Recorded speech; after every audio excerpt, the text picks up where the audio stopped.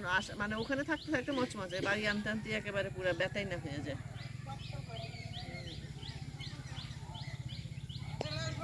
হ্যাঁ,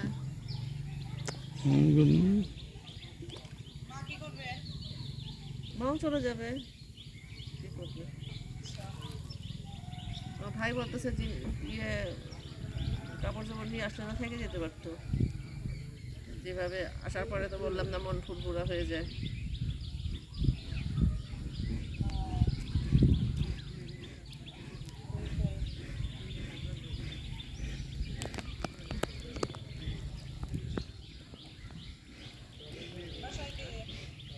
সাফরান সুহাই দুজনে।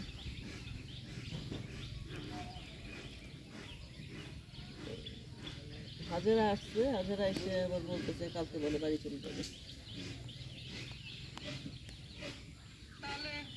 মুশকিল।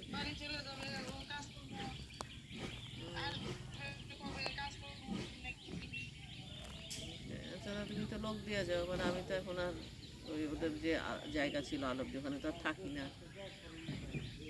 কেমনে দিব, তো কোনো ব্যাপার না।